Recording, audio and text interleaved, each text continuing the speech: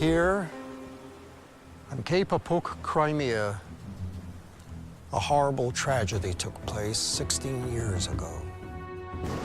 While on military exercises, the Ukrainian Air Defense Forces mistook a Siberia airline Tu-154 flying from Tel Aviv to Novosibirsk for a training target and shot it down with an S-200 surface-to-air missile. None of the crew and passengers survived. As with MH17, Ukraine did its best to disavow any responsibility for the tragedy. Then, when the facts drove the Ukrainian authorities into a corner, the then president of Ukraine, Leonid Kuchma, shocked and infuriated not only Russia and Israel, but the whole world by saying, "We are not the first and the last, nor should you make a tragedy of this." Щоб ми перші, чи ми останні. Mistakes can happen everywhere, and not just on this scale, but on a much larger scale. Now, the Ukraine and the West make of the Boeing MH17 accident a more serious tragedy than the forgotten accident with the Siberian aircraft, not because it killed 4 times more people. Can you ever measure tragedy by numbers? The tragedy of the Siberian aircraft shot down by Ukraine in 2001 is dimmed and silenced because it creates a precedent. The precedent that clearly reveals the pattern of the new Ukraine authorities' behavior and that of its military. And above all, the state of morals and ethics, both in the army and in the society as a whole. President Kuchma's cynicism proved that New Ukraine is not Russia, as his book's title suggests, is not in the sense that he attached to it. It's not the people, shared history, culture, religion, and blood ties that this is all about. I'm talking about other things. About a deliberate break of the common code that united Ukraine and Russia, including in terms of national identity, science, and the military. Neither the Soviet nor the modern Russian army have shot down any civilian aircraft by mistake. Well, at the peak of the Cold War, there was that tragedy of the Korean Boeing that, through the negligence of its crew, flew into closed USSR airspace and failed to respond to any signals and warning shots. In 1988, the U.S. Court of the District of Columbia refused to restrict the amount sued for from Korean Air by the relatives of the Americans killed, having recognized that the crew showed unprofessional performance and negligence during the flight. Yet it never, and I'm stressing this, it never happened that the USSR or Russia, unlike the US, which shot down the Iranian A-300 over the Persian Gulf in 1988, pressed a red button because of a technical mistake. It's probably due to the high professionalism of Russian military men in the first place, and especially that of the Russian air defense, that the world, several times standing on the edge of the Third World War, has not stepped over that edge. Let us remember the man who saved the world in 1983. It was a Russian officer, Stanislav Petrov, the very same Stanislav Petrov who was later awarded a World Citizen Award at UN headquarters for averting nuclear war. Another factor demonstrating the high professionalism of the Russian military and the high quality of Russian arms is that even such a high-tech nation like Finland, that could easily have chosen any leading world arms manufacturers, still chose the Russian BUK for its air defense forces. Thanks to that Finnish BUK, we can analyze the technical aspects of the "it was a BUK" version. Those speculations stating that allegedly it was a BUK controlled by the Russian military or the Donbass People's Corps trained by them that shot down MH17, mistaking it for a military aircraft.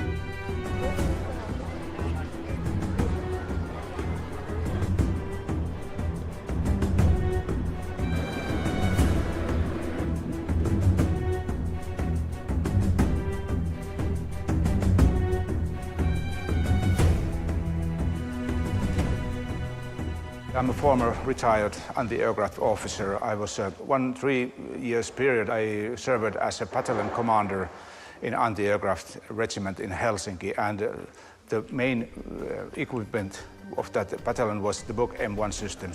When our previous system, missile system S125M system phased out, so we had to find new system for our capital protection. So we made an evaluation process where we evaluated many systems, also from Western countries, but the BUK system was one of our targets.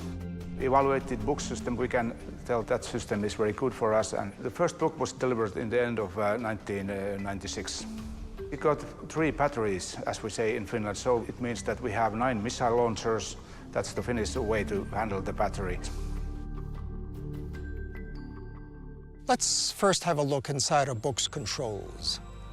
The same model that was in service in the Finnish air defense. Exactly the same one that allegedly was given to the Donbass People's Corps, as stated by those supporting the Russian role version. Looks no less sophisticated than any shuttle or Soyuz capsule, doesn't it? Have you ever heard of anyone who would learn to steer a spaceship for a couple of months and become an astronaut? How long did it take the Finnish military, surely amongst the most qualified professionals in the world, to learn how to operate BUKs? It's very complex, yes, it is. It's not very easy. In our system, it took for a personnel 1 year time to learn to use this system. Then you are on a basic level, and to a higher level, you have to learn it more, or the system, and make you familiar with the system more and more in training situations. It needs three operators: the leader who push the button, and then it's operator 1 and operator 2 who helps the operator 1 and the leader.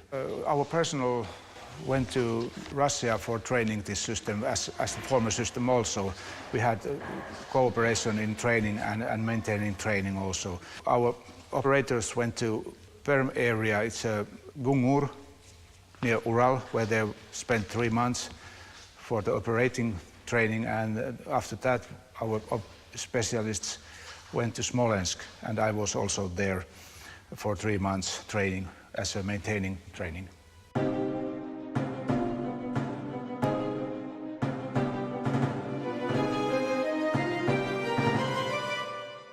Many report that in the case of the MH17 tragedy, the BUK, if it was a BUK, was operated in the autonomous mode and therefore without its separate snowdrift radar unit, and had limited tools to detect whether the aircraft was a civilian or a military one.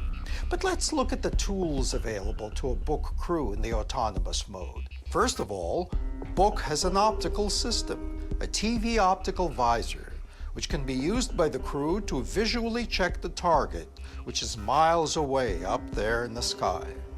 The optical sight is a TV camera, daylight TV camera. You can use it for detecting target or determining what kind of target type it is. You can find out what kind of type it is, for example, 10 kilometers. BUK also has an altitude indicator, which would help to distinguish a civilian aircraft from a military jet, as the latter flies at much lower altitudes. You can see what is the altitude, and you can estimate the target, the measures of the target. Is it a big or a small one? And then you can use also the daylight camera. There are your means to, I think, what can you use for determine the target. Those are, one could say, auxiliary tools. Now let's talk about something called NCTR, or non-cooperative target recognition. According to the U.S. Airspace Daily and Defense Report, a BUK also has sophisticated, closely held, non-cooperative target recognition, NCTR, technology.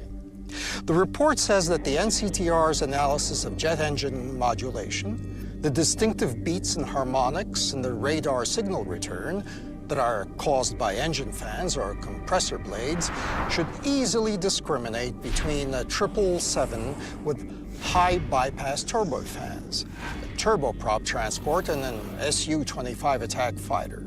Surely this technology is one of the reasons why even such perfectionists and technocrats as the Finns chose BUK over other competing systems. A professional BUK operator, and it's only a trained professional who can operate such a system as BUK, is therefore equipped with all the tools required to stop them shooting down a civilian aircraft by mistake. The flight procedure, how it flies, gives you some data to determine what kind of target. When it flows quite on the same level and straight towards something, then you can estimate if it's a military plane or civil plane. Last but not least, we asked our Finnish expert, can one launch a BUK missile on an impulse by just quickly pressing a button?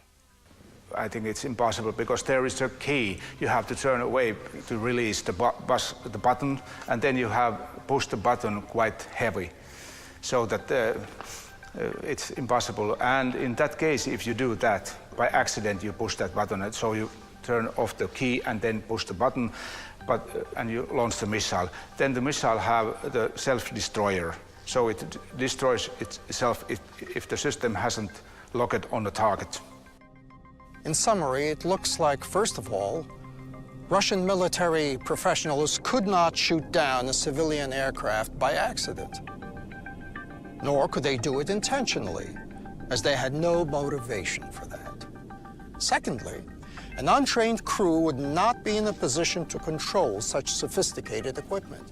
Thirdly, unlike with American, Ukrainian, and other forces, no civilian aircraft has ever been accidentally shot down in the whole history of the Russian air defense forces. So now we know that professionals could not shoot down MH17 accidentally, and non-professionals could not control a BUK.